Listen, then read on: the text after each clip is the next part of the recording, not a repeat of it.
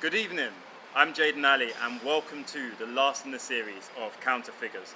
Last week we unpacked the cinematic triptych in Prophets, Gods and Icons and celebrated the under-acknowledged practitioners and practices during Thursday's Sound Device Awards. Do check these broadcasts out if you haven't already.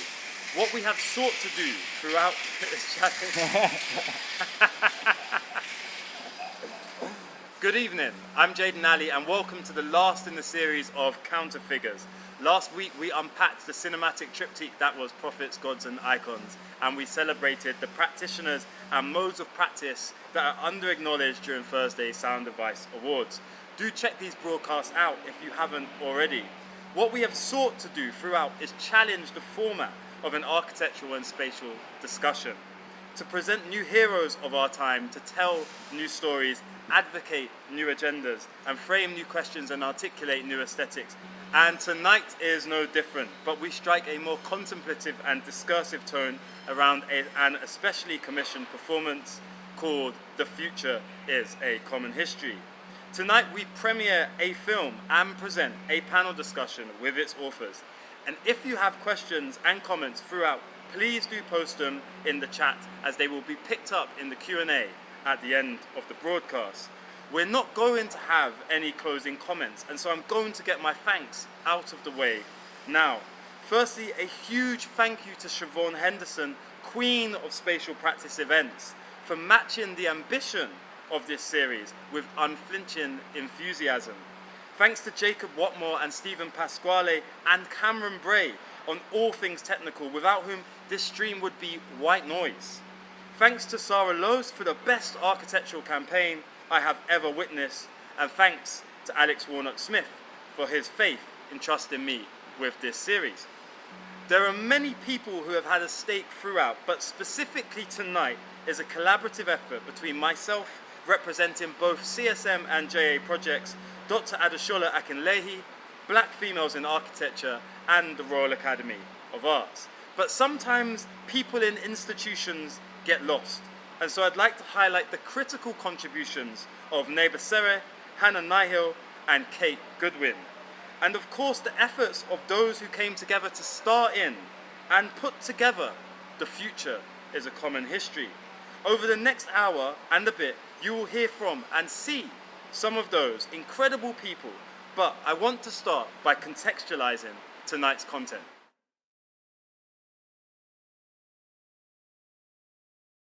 Tonight is born out of a previous project, a project that was to take place at the Royal Academy of Arts in the early spring.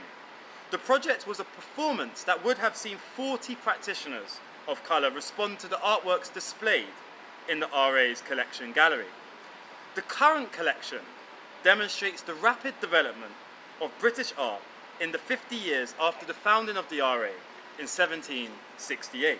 Understandably, the artifacts exhibited from this era stem from the narrow social and disciplinary field of the day, but they are at odds with the potential plurality of contemporary practice. The performance that was scheduled to take place sought to redress this imbalance and point towards a more inclusive future. This is important because collections say much about what we, as a society, value. The identities and objects presented within collections are canonized and turned into relics. The Royal Academy of Arts, as an institution, is at the center of British art and architectural discourse. The artworks within the collections gallery are supposed to represent a common value, but currently, if you are a person of color or female, it is very difficult to see yourself represented within this space. To understand why the work of the collections gallery was and is exclusionary, we must look to the foundation of the Royal Academy of Arts in 1768. The genesis of the institution sits firmly within the age of Enlightenment, the intellectual and philosophical movement that dominated the world and ideas in Europe during the 17th and 18th century. During this period, philosophers, scientists, intellectuals, and artists' thirst for knowledge was fueled by the grand tours of the wealthy upper class men. These tours and these trips through Europe and beyond exposed these men to the cultural legacy of classical antiquity and the Renaissance, an obsession which directly or indirectly led to the artworks associated within these periods and territories being transported back to the UK, to be collected. The most prominent example of such a collection is that of Sir John Soane, and that is partly why I am speaking to you here, because here is where this man is buried. Soane is probably most famous for his museum, which was once his house, in Lincoln's Inn Fields, but he has a strong Royal Academy connection. Not only did the RA pay for Soane's grand tour, he received his education at the institution. In 1802, Soane was elected a full Academician, the name given to its select group of members. And in 1806, Soane became the Academy's Professor of Architecture. The substance of the 12 lectures Soane delivered during his tenure on subjects such as the classical orders still resonate within architectural education today. Architecture is founded on the stock of those who are long dead, and the historic relics, these dead people, almost exclusively men, collected and placed in buildings. Soane makes this point best by collecting himself within his tomb, his body treated as an object and canonized within this miniature building. The point of Spring's performance in the Collections Gallery was to challenge these canonized artifacts and frame them in contemporary light. The performance, as reimagined for this evening and Lockdown London, has a similar intent. Yet instead of responding to the spaces within the RA and the objects contained within the building, the performative works respond to the spaces around the RA and treat the building as an object. Instead of considering the canon at the scale of the room, the Future is a Common History considers the canon at the scale of the city, a city that is made up of people and buildings, and, more important than ever whilst access to internal space is limited, the spaces between buildings, the public realm. In this sense, this tomb is a fitting introduction, it being located in St Pancras Old Church Gardens, a small public park in the borough of Camden. Right now, cultural institutions are having to operate beyond their buildings. For the first time in a long while, they are deshackled from their weighty objects, from historicism, from their relics. In The Future is a Common History, the title of both the in real life performance and the film, we look beyond the buildings to seek authority within the city itself. We embrace the power of the fleeting and the temporal, the power of the moment, the power of dynamism. We reject decay and we embrace growth. The Future is a Common History features 9 young black female architects who, through Adesola's choreography, were asked to respond to a number of locations and the physical works that occupied or enclosed them. Each of these locations is directly related to the Royal Academy. Piccadilly Circus is dominated by the sculptural work of Sir Alfred Gilbert, a Royal Academician. St James's Square was designed by John Nash, the mentor to Sir Henry Singleton, who himself designed part of the Royal Academy and is responsible for the Burlington Gardens facade. These spaces are traditionally dominated by old white men, but for a brief moment on a chilly winter's morning, they were owned by young black women. The Future is a Common History is less about men and less about individualism. It is more about women, camaraderie, and collectivism. It is not about opposing, but about recognizing, interrupting, and inserting. It is not about demolishing a past history that is exclusive. It is about constructing a future history that is common.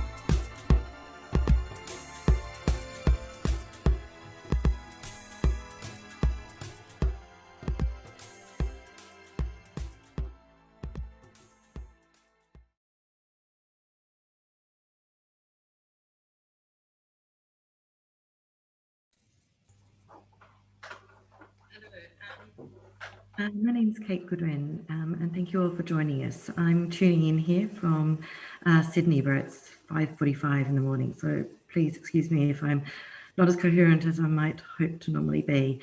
But as has become custom here in Australia, I'd like to start today by acknowledging the Gadigal people of the Eora Nation, the traditional custodians on the land on which I sit this morning, and pay my respects to the elders, both past and present. Jayden has given a lot of thanks, a long list of thanks, I think, in his opening. But also I want to, I think, take a moment to also celebrate his brilliance that he's brought to this series and the amazing individuals that he's mentioned together. And it's really him who's given the series its energy, vitality, and criticality, and just how important it is of creating and making space for these sorts of discussions, which is also vital for the Royal Academy and I guess all institutions to assure sort of self-critique and actively broadening the narratives, making these institutions truly representative of the cultures in which we exist. In the spirit of the first event, which I hope you all had the chance to see, but it's on YouTube if you'd like to watch it. And also inspired by the film that Jayden showed in that, which was called Can You Hear Me? Which was a response to an invitation to participate in a series that we were running on Instagram back in, I think, May or June, called Lockdown Looking. And in it, Jayden explores his very recent return to Bethnal Green, where he grew up, and he talks about sort of physical and cultural home. And I guess it inspired me to think that the origins of this event, the Future is a Common History project that Jayden has referred to, was to be one of the highlights of our awards closing party back in March that we had to postpone due to COVID as the UK basically closed down. And I realised when I was thinking about today, it was to take place on the very day that I landed back here in Sydney for what I thought was going to be a month, and as obviously ended up being a much more extended period. And I find myself here still in Oz. I guess, like Jayden, I've also actually returned to the place that I grew up, and understanding that as a sort of physical and cultural home, which is cast a whole lot of reflections. I guess, in part, this idea of working back remotely to the UK and the idea of time and distance being displaced. And in doing so, I'm also tied in here physically to my other, until very recently, present home of the UK. And then understanding also that the ties between this place and that, which was a colonial one. And I guess being back here, just finding myself very aware of that past and the appalling treatment of the Aboriginal people at the hands of the colonisers, and how, I guess, the history that I was told and the narratives around being Australian of my childhood growing up, and how differently I look at that now, having returned. And I guess it's part of the importance of doing the acknowledgement to country for me particularly, and realising that, I guess Jayden was talking about this kind of physical and cultural home, what it is. What I found has really moved me being back is the landscape and its smells, sights, the sort of climate and the sense of the spirit of the land. And that land that I look at now has a long history, and understanding the importance of the Aboriginal philosophy of caring for country, which is such an important aspect of it, and actually really informs how we might think about architecture. But this distance is a really interesting thing, and it's kind of why the film is quite incredible to sit here and to watch, because it brings back, I think, a proximity to the place of which I work, of which we are displaced from, the institution, seeing it outside and the spaces of it. That return to the presence and location of the Royal Academy courtyard at one side, and then at the other side of the Burlington Guard facade, which is actually behind me now, which was actually part of was built for University College. And so it's a building that actually the Royal Academy has only very recently occupied. And I think I was really struck, and I guess Jayden's talking quite a lot about material presence of things, and I found this film and watching it has really brought back the kind of physicality of these spaces quite beautifully. But I guess it also really resonated with the power of performance. And I guess in some of the conversations we're having today is also sort of transcending ways of connecting and connecting people. And I think that there's an incredible power of words. And I think Sound Advice have used language and music in a super skilled way. It's amazing, and which is punchy and impactful. And there's ways in which spoken word poets also have an artistry with skill with words.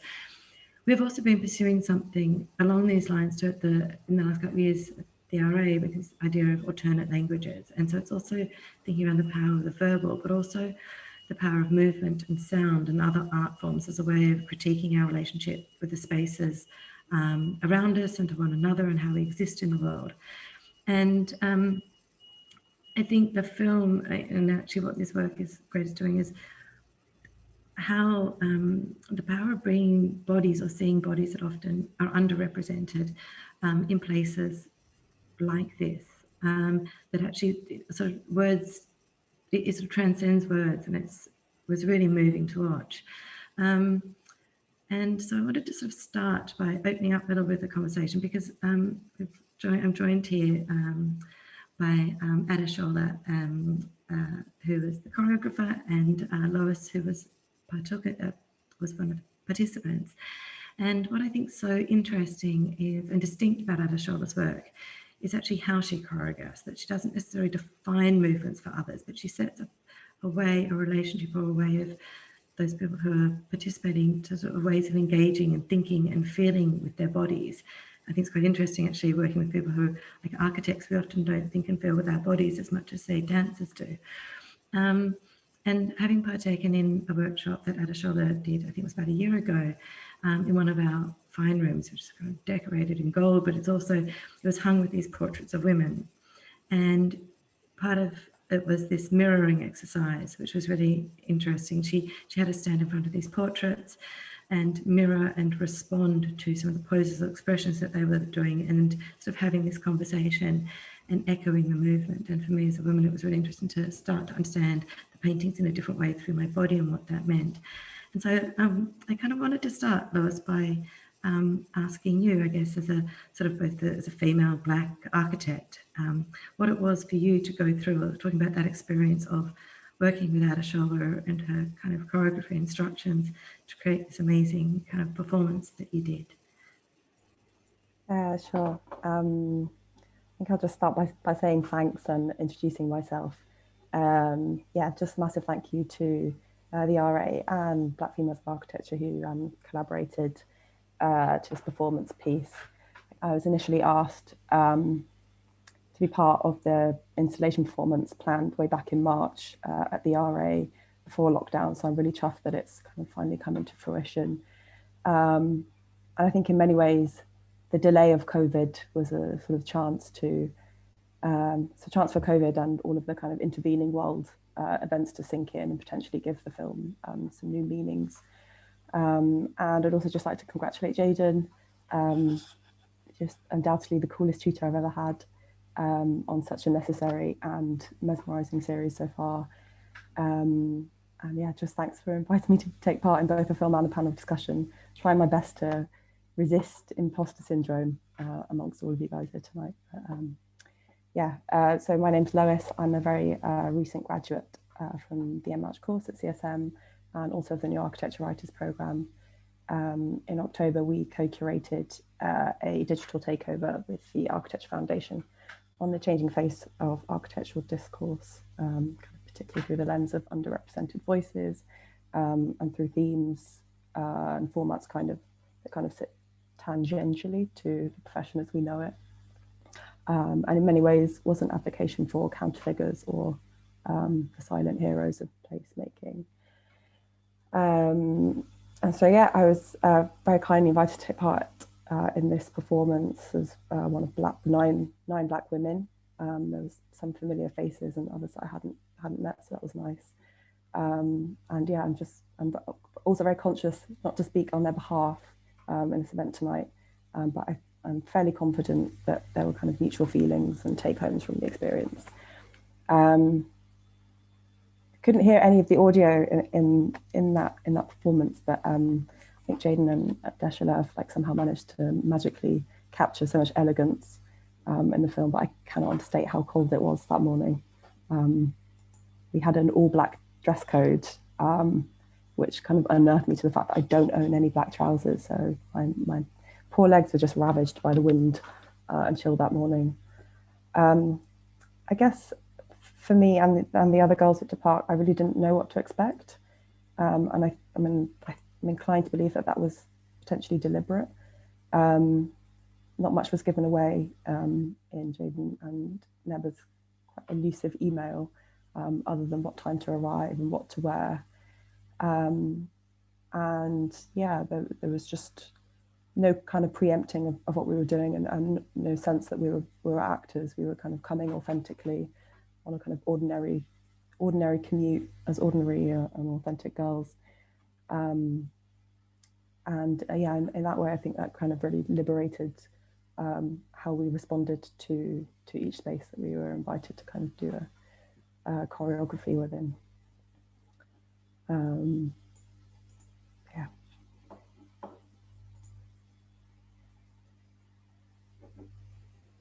Do you want to tell us, what was it, what were the sort of instructions you got, and how did you respond to the different, because I think what's really great is there was a sequence of spaces that you were working from one place to the other, and I guess knowing kind of the area, starting with the Royal Academy, going down to Piccadilly and then down to St James's Square, and I wondered how it evolved, because this sense of collection and how you felt in some of those different spaces and sort of different contexts of what you were being asked to do. Like, did you start to understand your body differently in that process? What was the relationship between what you're doing and the kind of the spaces, perhaps, in that? So for me, it was really interesting to get in tune with my blackness, being a black woman, through the routines, and kind of as really quite like a force in being part of a group of 9 girls.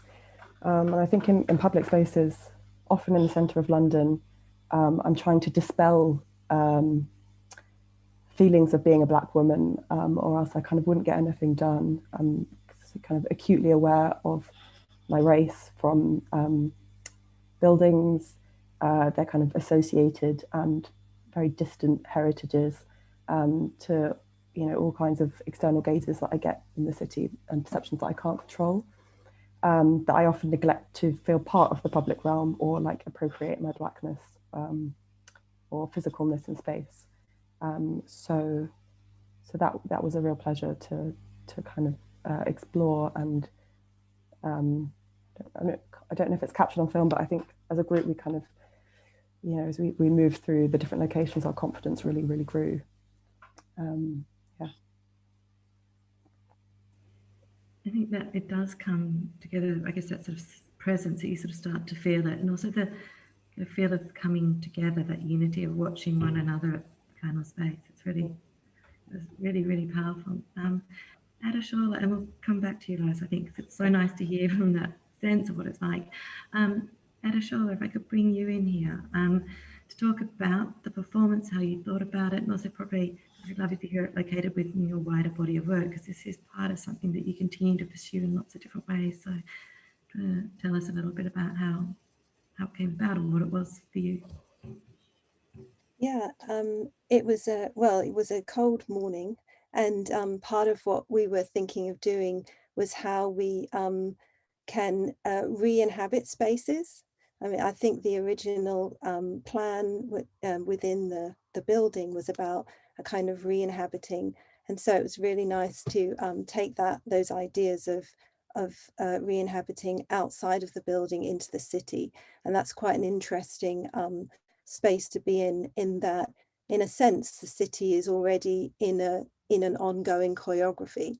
It's in an ongoing set of interactions and assemblages. And within those interactions and assemblages, there are some people that are more present in that choreography, as it were, and others that aren't. And I think part of what we were thinking about was how the presence of within the dance of the city could be brought forwards through the bodies of Black women. So I think we would sort of had a sense of intention, how to dance with that space or how to move with that space, and in choosing new ways of moving with that space, we were trying to counteract possibly how those spaces have been designed. So those designed spaces might be designed for other bodies, like the introduction that Jayden was saying, like for and by white male bodies, and so the movement or the interaction of that space becomes a structure for that kind of identity. So if we could move into those spaces and engage with them differently, so that was how the choreography was kind of brought about, through setting a set of interactions or intentions with the space, interpreted by the bodies of the people that were dancing, the female architects. So each space had we'd looked at the space and tried to read a little bit how it appeared to be asking us to move through it, and then we brought to it a different set of intentions, and the dance becomes where the intentions of the space and the intentions of the bodies moving through them come together. That becomes a new choreography, or in a way, if we see the city as a kind of polyrhythmic space, it's not so much that, or choreographed. It's not so much that there isn't that choreography going on, that there isn't that interaction of, say, a Black female body with the city. It's just that it's not the main, it's not the one that is noticed, nourished or fed. And so the sort of the presence of us being there and witnessing the dancers be in relationship with the city gives a kind of nourishment. It's a little bit what Lois was talking about, getting into that idea of the gaze, that not only moving through the city, but also being witnessed as you move through the city, which is what the camera allows us to do.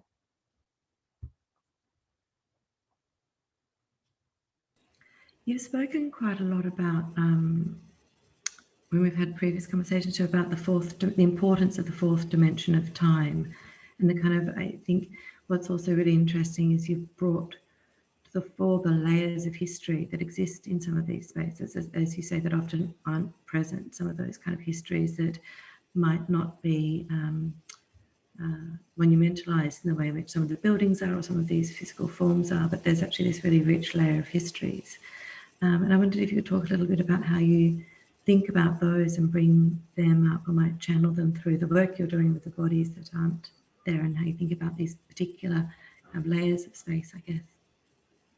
Yeah, I'm really interested at the moment in seeing structures in a four-dimensionality. So also seeing time as part of the dimensions of a structure, you know. And there's from a sort of movement perspective, the idea that we're embodied means that time and space need to always be connected. From an embodied perspective, you can't have time without locating it in space, and you can't have space without locating it in time.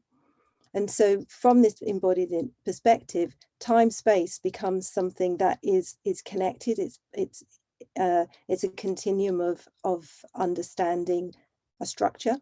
So for instance, a building has been both its construction, its lived-inness, how it's been changed, and it's also how it will be demolished. Its life is all of those things, rather than seeing the life of a building as being the moment when it's first been presented for use, as it were. So if we're thinking in that four-dimensional manner, then part of any space is the layers of its histories shape it. And I think part of the critique that this conversation is about and the film is about is that in those layers of histories, some histories become invisibilized. So in a sense, you could say that the building itself isn't fully realized. You know, if it's only realized within the context or the narrative of a small group of people, then it's not fully realized for its own potential in a way. So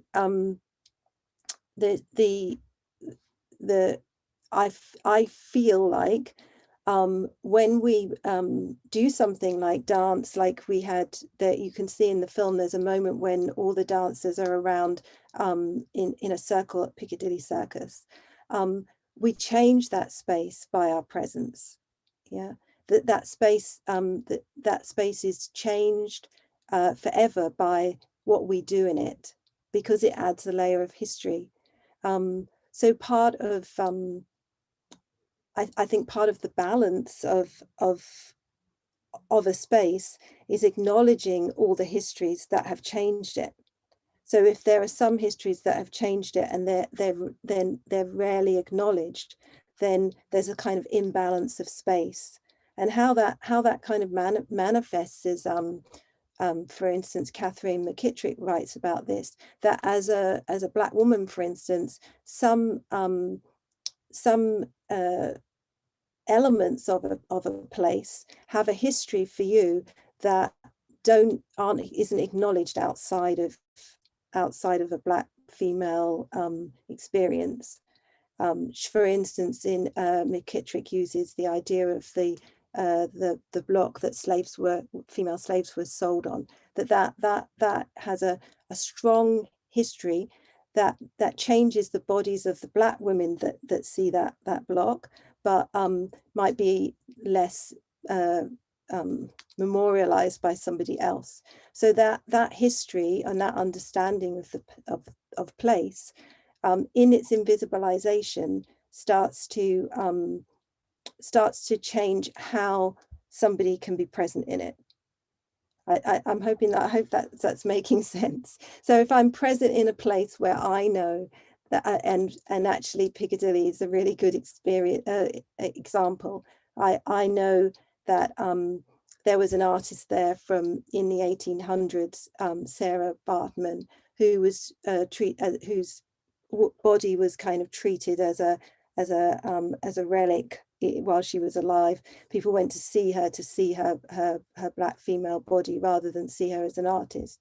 And when she died, she was put into a museum. So she was born in 1789 and she was buried in 2002 when the South African government finally got her bones back.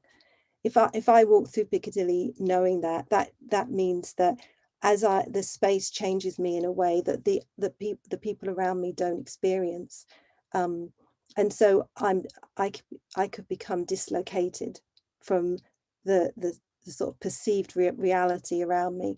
So a lot of I think the experience then means that as Black women, we're often dislocated in the spaces that we're in. So as we start to recognize these multi-layers of history, I mean, it's not just Black women. There are histories of disabled histories. There are queer histories, and as they're not recognized, they dislocate the people that are in the spaces where they are. So for me, the dancing is around reclaiming those spaces, not reclaiming them in the moment, but reclaiming them four-dimensionally by adding to the history of that space and recognizing the histories of that space. Lois, I wondered if you could sort of reflect on that, I guess, that reclaiming and collective making, that together that you made a space and you claimed that space. And I guess I'm interested in that thing as to how it changes your thinking about that space in the future. And also, I guess, like some of those things that you could reflect on. Yeah, I think that the morning was like a story of 3 parts for me. So, and there were kind of various layers of spatial geography and kind of rituals and kind of like identity within the city that that this particular performance made me think about. So it was a really, really early start. I think we arrived at the RA at 7 a.m. when the light was just right. And so I joined a kind of blue collar worker commute tube on my way in, and was kind of joined on that commute by the builders of the city, who are quite literally invisible, underground, peripheral. And I think, that I just understood that there was a kind of uncomfortable truth of labour in relation to architectural production and making, which is probably as true now as it was around the time that the RA was constructed. And for lots of like associated colonial architecture, and this kind of idea of coming from the edge into the centre, and kind of contributing to it, making it grow, and in many ways, by doing so, kind of pushing us out further. So that was quite a uncomfortable experience to begin with, and then did the performance, and then continued my morning on to work, and felt really I work in Soho, so close by, and felt a kind of new kind of synergy with my environment that, like I said before, I try to dispel. It's an amazing power, isn't it, that I think some of this dance and movement enables, the idea of taking up space and being able to own it. And it was really lovely seeing, I found in the film Adesola, where you also performed in Piccadilly Circus and held that space and echoed it. And I wondered if you talk about that moment, of which I guess it's because there's a role that you're playing in terms of choreographing the movement of these 9 women, and then there's a moment where you express, and I kind of wanted maybe you could talk a little bit about what that space was too. Yeah, I danced there a bit like it felt as if it was important to give something of myself, and that's how I give something of myself. It felt like that it was important for the performers, that I should give them a dance, since they were sort of dancing for not for the first time, because obviously some of them have danced before, but that they were sort of not to be standing back and facilitating claiming something, but be part of giving back to that. So that was important. And then I also wanted to dance there because of Sarah Bartman, that I kind of knew that she'd walked around there. So for me, dancing, which I feel is different from choreographing. I feel choreographing is about an interweaving of rhythms and spaces and times, that you can have dance choreography, and of course you can sort of have architectural choreography. But for me, dance is about being in the moment of now being everything that is in the assemblage of that moment, the things around you, the breath of you, the rhythms of the things around you, and in this kind of sense of trying to shift the now that the film was trying to do, it felt important that I enter into that and not witness it from the edges. So in a way, the bit of dancing that I did, we didn't know if that wasn't necessarily going to be in the film, but it felt like it was important to give it to the space. It was a really beautiful moment. I think that all kind of like, at that stage we'd moved from the RA into this kind of enclosed courtyard, right centre into the bang of Piccadilly Circus. I think we were all quite conscious of the movements that we were making with so many eyes on us. And it was, yeah, just a really kind of appropriately unscripted moment, and you really owned the space and moved in a kind of visceral way. And yeah, thank you. It was a touching moment in the day. I think dance offers us the ability to be beyond our skin, to like reach out and connect with people, and I think it the sort of, if you see dance as a ritual in a sense, then the ritual of doing that dance allows us to imagine how we can be connected to each other, and that's what we were trying to do with the film. So that was, I think that was a moment where we found a moment of connection. I think that dance allows us to demonstrate that as a possibility for how we can be in and out of rhythm with each other on a larger scale.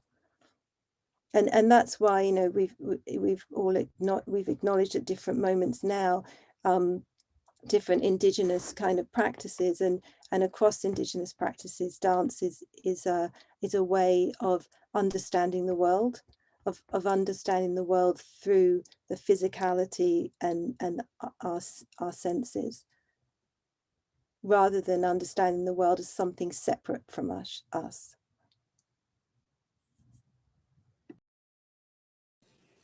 That's super lovely. Thanks, guys. I think also, I'm just aware we're running closer to time, and that Jayden had another intervention or prompt from us that it might be quite nice to bring in, and then we can pick up again on some of these conversations. But I think maybe it's a time to cue Jayden in his thoughts for us.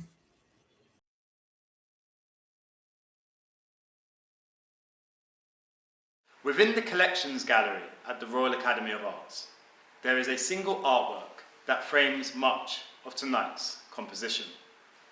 The 1795 Henry Singleton portrait of Royal Academicians bookends one side of the central space and depicts 40 confident personalities gathering in elegant rooms surrounded by some of the Academy's paintings and casts of ancient sculpture. The Future is a Common History is a contemporary reimagining of this painting. Just as Singleton's protagonists are portrayed in relationship to their surroundings, our choreography asks performers to respond to the quiet reverence of surrounding artworks, inserting themselves, mirroring, resisting, and more. Today's depiction and that of 1795 illustrate a shared agenda alongside individual expression. The Future is a Common History draws further inspiration from Sir Joshua Reynolds, the Academy's first president, and his preoccupation with history painting, a type of artwork that has a serious narrative or depicts actions which are intended to have moral overtones. Much of the work in the Collections Gallery falls into this category, with subjects taken from the Bible and broader mythology. However, these paintings can explore allegories and often explore noble themes that are particularly worthy of depiction. In this sense, the future of the common history is an allegory of today, a time where we are forced to occupy the spaces between buildings, a time when we are compelled to assess the past. Our film is a reflection on the architectural profession that is 95% white and 75% male, but we deliver a broader message about the potential embodied in underrepresented groups, the potential and untapped magic and mesmeric expression contained within young black women. We paint a new history reflective of the tension and heroism of our time, where it takes courage to be seen, a new memory of noble and uplifting subjects. The film's life models painted in the new light of a new day. The Future is a Common History is a new painting. If a single painted canvas was the medium by which it was appropriate to chronicle the Royal Academicians of 1795, today the appropriate medium is film. Jenny Odell, in her book How to Do Nothing, reflects on the Renaissance scenes where the picture functions as a window that the viewer looks through and sees events happening in some other space. But an actual painting, as opposed to a picture, confronts us in physical space. A picture mediates between a view and object in pictorial space.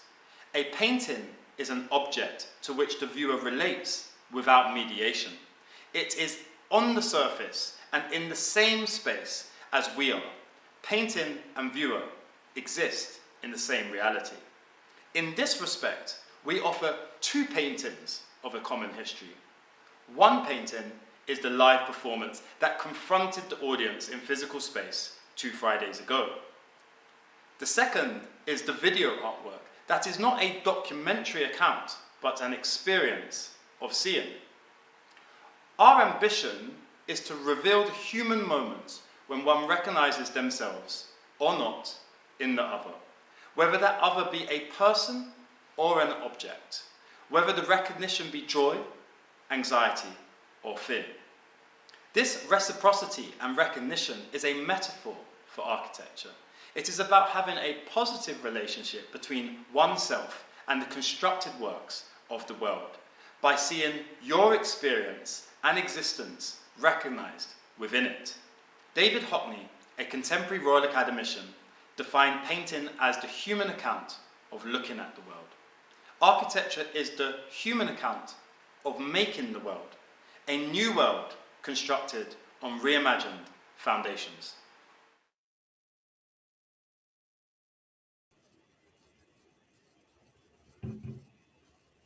Hi.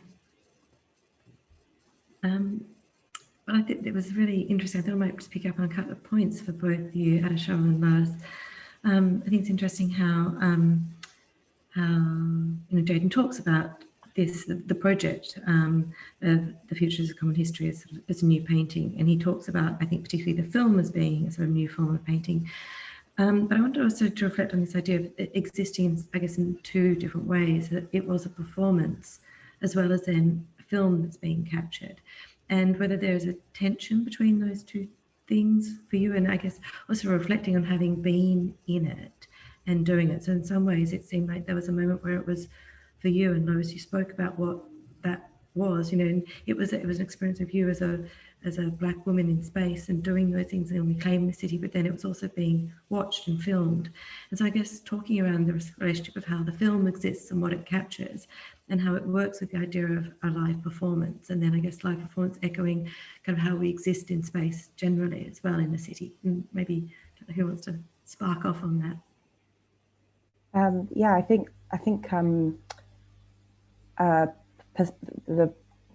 the format of the film allowed kind of sense of perspective, and I mean that quite literally.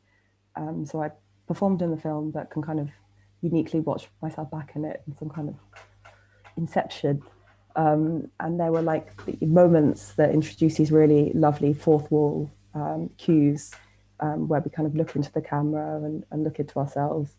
I think even your background, Kate, is a kind of backwards perception on me, responding to space. So yeah, and I think I would like to look back at the film some more, but I think in moments really captures but both a sense of empowerment, but a vulnerability that I might have missed in the moment. That the kind of the format of the film allows you to re-explore. And yeah, there was just elements of perception and consciousness that we're not usually privy to when we're in the public realm in the moment.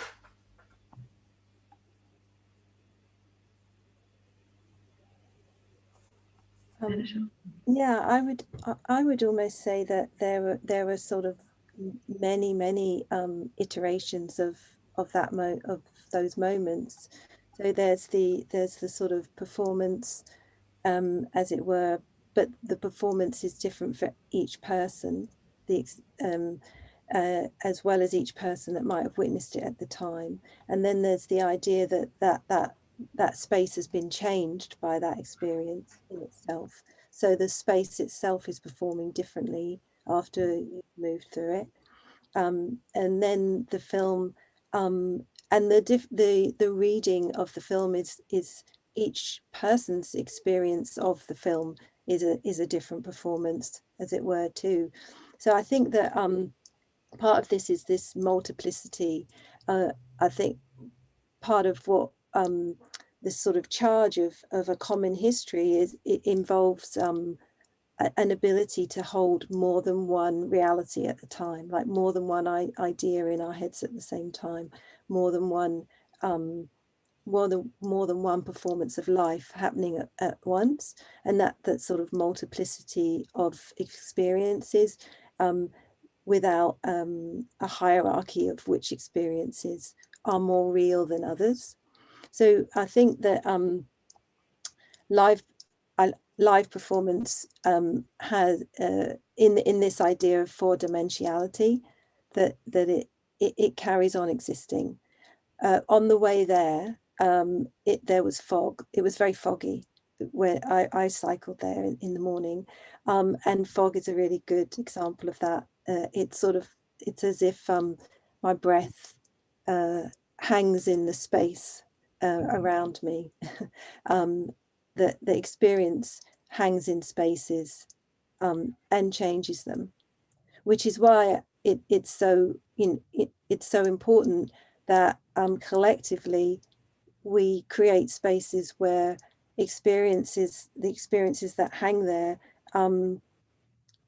can nourish everyone, as rather than be instances of exclusion. I have a question for you, Adesola, on your thoughts on kind of the digital circulation of this film beyond what we did on the day and the performance. And I guess I'm kind of interested in how films and choreography pieces like this are archived. How are they attributed a kind of valuable space that the vastness of the internet can't provide in the same way that the exhibition halls of the RA can? It's kind of like an inherent transience to the film that we potentially need to develop a more kind of permanent or cherished platform for. Yeah, I think it's interesting to think of art, to question, like, is art the experience of interacting with it, or is it something that is an object in itself? And so I think I'm suggesting to some extent that the art is the experience of it, the interaction, the betweenness of thing that promotes something in a person. And so one of the critiques of the painting, one of the paintings, for instance, would be that the experience that it promotes in people is not conducive to it's creating an experience that isn't a good thing for some people.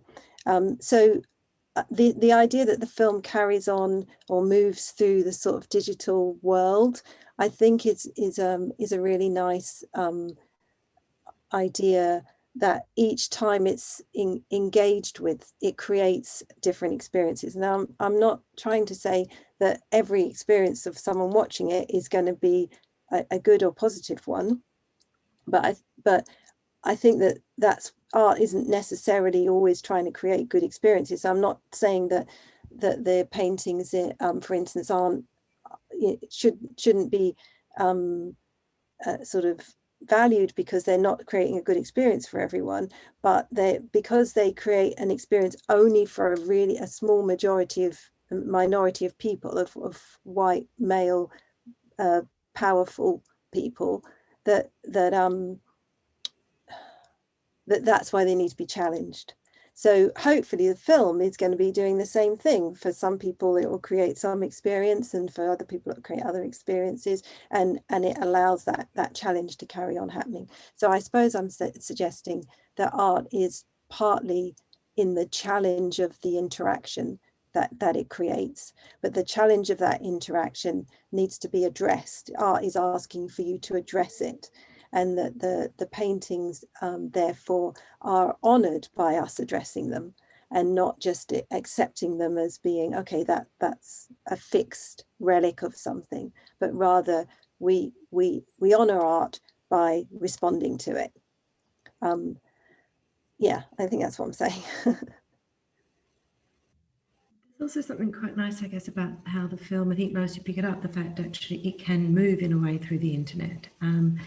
And there's something about that painting which is very fixed in place. I mean, I guess particularly now it's in the collections gallery. And that's been quite an interesting thing for me, of seeing this project move outside of that space, but hold memories of that space and the ideas that's there, and coming into the public realm and starting to talk about the kind of thresholds. And I was thinking that, you know, each of you both spoke about the kind of the arriving to, the kind of the sense of the experience of being on the tube and who you were with, and know, you know, understanding actually how the rhythms of the city works. And it really does, it often strikes me to the demographic of people who you see at sort of 6, 7 a.m. going in, and particularly through central London, which is also so different, I guess, because you go into that part at central London later, and it's particularly coming out of Mayfair, it's, you know, there's Soho, which has got a lot of people who are creative industries. Mayfair has got a lot of bankers and different, you know, the sort of demographic is so different, and actually you don't see as many people of colour at different times, and actually what that starts to talk around about how our cities work. But I'm running a thought there, but I was thinking around the idea of the sense of arrival to I guess thinking around how some of these buildings exist in the city, and that you come to somewhere like the Royal Academy through experiencing something like Piccadilly Circus, which is a really intense space as well, I guess, because of its circularity and the way in which people move, and the rhythm of, it's always struck me, I guess, Lois, you probably know the different rhythms a little bit as well there, but, you know, the rhythm of Piccadilly Circus is different from the rhythm of Mayfair and from Soho, because of the spaces and because of what happens, I guess, you know, the relationship of how we exist in certain spaces, and, you know, the calm, maybe I'm thinking, and I'm looking at your background, you know, what happens in a space like the rhythm in somewhere like St. James's Square that your picture is, the rhythm that happens in Adesola, is the rhythm that sort of happens outside, the sort of formality, I guess, in the space that's behind me, of how we respond to those places all starts to form the city. Where I was going with that, there's a comment on it, but I feel like we're talking a little bit about the meaning that spaces have for people, that those rhythms and what we've sort of said about presence and being witnessed, that all of those things change the meaning of a space, and the meaning of a space includes whether a space feels like a safe space or feels like a confining space. So that's why it's important, not that everybody should feel, you know, that they, I mean, obviously it'd be great if everybody felt like they were witnessed and acknowledged in the spaces that they were in, but more the more importantly is that it actually changes the meaning of that space for those people, and the meaning of the space therefore changes the people, because if we're seeing things as being sort of interconnected, responding to each other, transacting with each other, then the spaces that we create shape us as much as we shape the spaces, and that shaping is done through meaning. So particularly I'm thinking about safe spaces in, you know, in today's sort of world of Black Lives Matter and things. We start to see that for some people a street is a very different kind of unsafe space than for other people. So that I think this gets back to this kind of fundamental idea of interaction and response. So what I was just saying about, you know, responding to artwork, there's also responding to the cityscapes that we live in. If your response to the cityscape that you live in has to be around protecting yourself and create and finding safe spaces, then we're losing so much possibility of what can be engaged, what can be built together. Thinking about I guess I'm aware of the Royal Academy courtyard as that, and I think it's really, you know, the film starts with that space, and it strikes me it's this space and it's off Piccadilly, and it goes in. And in some ways, I've been quite aware of it as a space that for some is quite a protective space, in that it kind of encloses, and so people, it's kind of got a room-like thing. But it also, I think, in other guises, in other ways, for other people, has also an exclusive kind of space to it.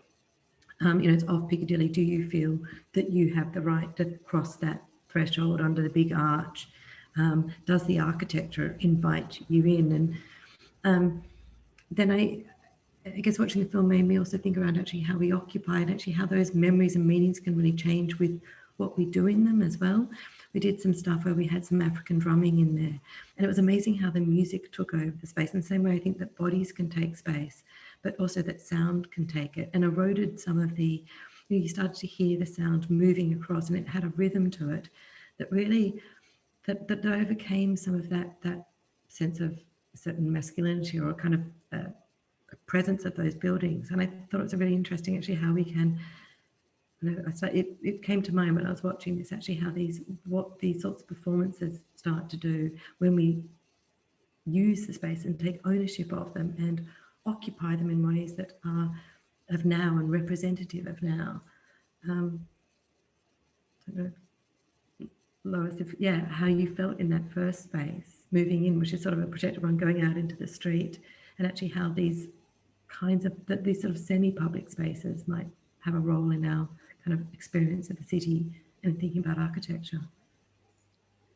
Sure. I think I probably counter what you said in regards to the RA courtyard being a safe space. I think belongs to a type of building which we kind of popularly describe by its formal qualities and aesthetics, and we borrow kind of Eurocentric approaches and narratives when we experience in the spaces like the courtyard. So I actually felt like my movements were quite tentative in the first space. And yeah, I think we just tend to borrow that lens when we talk or examine or experience buildings, usually by their formal qualities.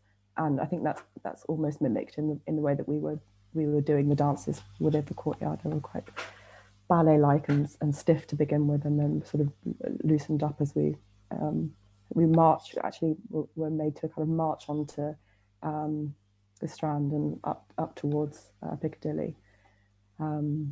If that answers your question. But I think the film generally, and the prompts, the spatial, the choreography prompts us to start to question those power structures, and kind of like showing the peripheral or like typically unaccepted kind of behaviors and activities and their displacement. Sorry, if that answers your question. Yeah, the prompt in that space was called view from the vantage point, and that was the sort of idea that originally we would have been kind of exploring in front of the founder's painting. And so the sort of the mapping of that space was to start right at the edges, to sort of almost feel like you were melting into the railings and the walls, and to move forwards into the center. So from the edges to the center, but also that I asked everyone to look down, and when they saw something in front of them that was unusual or different in the patterns of the paving, like a crack or a weed or a stone, that they should stop and make a shape, to sort of freeze that moment. And so that was sort of the prompt, this view from the vantage point of idea. And when we first did it, the looking down actually wasn't necessary, because everyone was already feeling small, because people were cold and it was the first thing we were doing. So I asked them to look forwards instead, and that, it seems like a small thing, but the way that we carry our bodies creates how we understand ourselves in a space. So that looking forwards and then choosing to stop and freeze creates a set of sensations. And we were sort of looking at mirroring the frozen images of the men that are around the courtyard and in the middle of the courtyard. And each time that freeze happened, there was a sense of, what is that vantage point then? Like, what does it look like to be standing here, claiming this space frozen? And what does it look like to be moving through it, looking for the moments when you can stop and do that again? And I think it was really important how we came full circle in terms of the locations, and kind of wrapped up the choreography at the back of the RA next to those figures. I think in many ways we had a kind of a new sense of confidence or appropriation of the RA. It was really important to do it full circle. It's a really, what it also, I realise is that build, like the building that actually that's behind me, and as you say, you came to at the end, is a building that the RA only occupied about 15 years ago. So it was built for the University College London. And so all of those figures were about, what the 19th century idea of education was as well. And, the male figures who are there who uphold knowledge, from Bacon to Locke to Newton, and they were male figures. And it's kind of really interesting. When we had the building, actually was part of the work that was done recently was about restoring the facade. And so actually you couldn't see the figures in the same way before, because it was all sort of, it was, the London's grime was kind of on the thing, and it's quite different where once it was restored, that these figures sort of punched out to you in a different way. But it also made me think about the idea of institutions as well, that actually that this building was built for another institution and another kind of the reason it's also a little bit awkward sometimes inside is that it was designed for academics to be parading in their gowns, and it was kind of about kind of different levels of knowledge and it was setting up certain power structures as well within that. And so what does it do then as an arts organisation to then take over that power structure of another institution?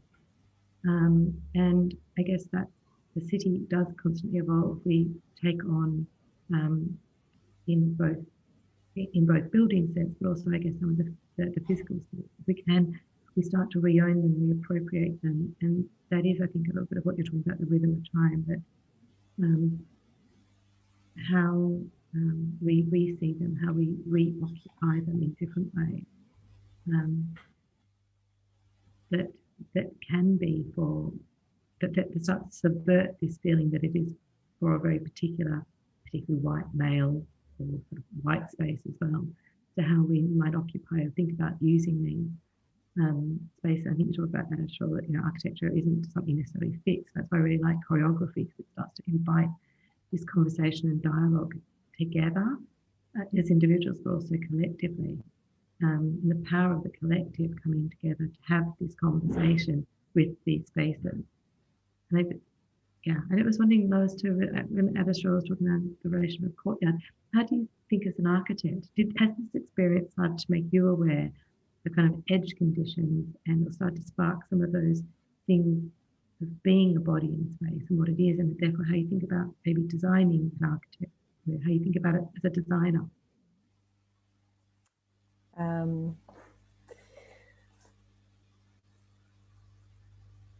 You mean, sorry, like the kind of formal quality of the courtyard and space making, which kind of better articulates the edge coming into the center? I think I was struck as Adesola was talking about very architectural terms through dance. And then I was wondering whether you, thinking with your body in the way in which this piece made you do, has it triggered thoughts about your, as an architect, or thinking around, or even the conversations about flow and the rhythms of the city, has it started to spark thought that informs it?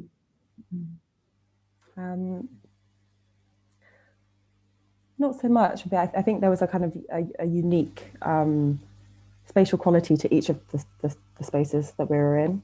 And particularly thinking about, like, you know, the rush of and pace of Piccadilly Circus, which kind of for me felt like a I don't know, like a void, or like a stage set for kind of prominent architectural buildings rather than spaces that were encouraged to inhabit.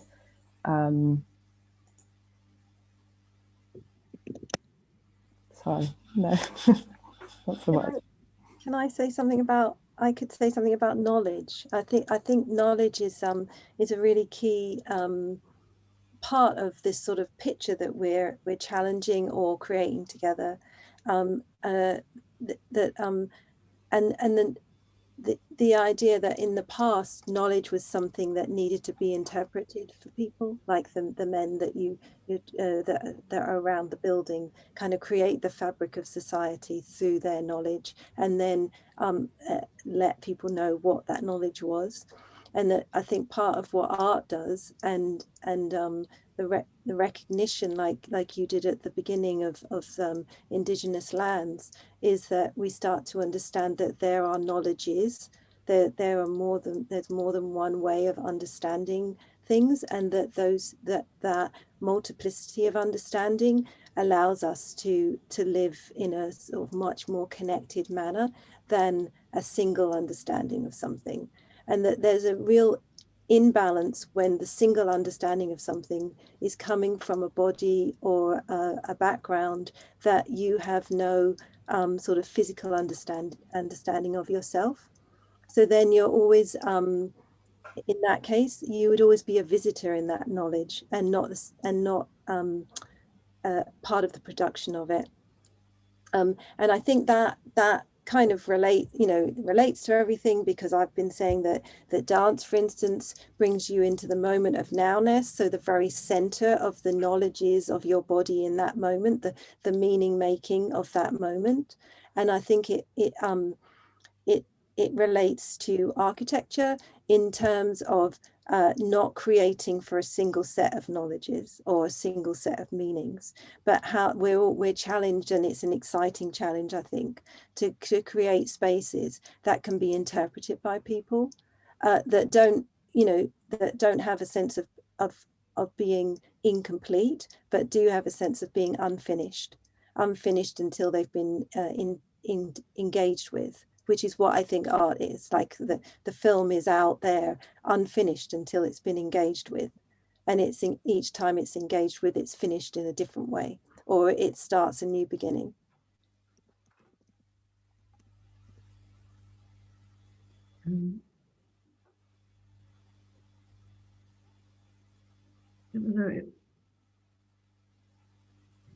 Adesola, it was a really beautiful, I think in some ways, kind of was wondering how we draw this to a close. In some ways, that multiplicity of knowledge that you're talking about is kind of amazing. Lois, is there anything you wanted to add to that as a final? I guess I think the performance and just being part of that day maybe it spoke less to me about how to conduct the kind of formal architecture that I'm interested in, but it spoke more about my role, and was really encouraged to be kind of commanding and stop feeling invisible, and yeah, just really particularly in the last choreography we did in front of these statues, just really challenging these kind of very static and literally set stone gatekeepers to knowledge and creative expression.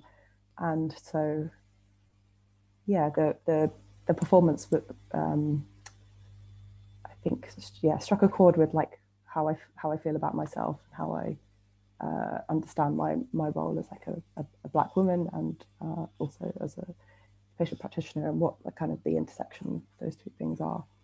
So really confidence building, if nothing else. Thank you. Thank you both. That's really amazing. And I guess also for the general, I think we're going to go back and watch the film in a second. Because I think it's really nice to return to it. And I guess the idea of returning to things is really important, and that we continue to do so, that you return to that space of interest, and also representing this film in the spaces of the Royal Academy and what that does by way of this dislocation, location and time. But I wanted to thank you both and Jayden, and everybody involved, and for you both tonight, but for your generosity of sharing these experiences with us. And I think everyone, no doubt, watching understands themselves in this space and the context differently, and the importance of the issues that you've brought to the fore, and how the power of performance is something that can transcend a lot of those things of understanding and helping and building knowledge. And I think that's what you've done as well. You're building a shared and other knowledge. And that, power of art and performance. So I want to thank you both for so generously sharing and sparking it. And I think it is only the beginnings of a conversation. I think we've spoken about those threads that need to be picked up and need to be returned to and need to be given confidence to. And I hope we can continue this in other guises and in other ways, and keep looking at kind of the issues that you've done and brought to. So thank you so much for this, and thank you to Jayden for sparking, provoking, being ever present within this, even though he's not in this conversation. I think he's ever present in it. And as for all of the other performers and those people, the collective of Black female architects have brought it together as well. And I think we're part of the original kind of initiation of what we wanted to do. So I look forward to it being brought back into another form. So I think that's it. Thank you very much.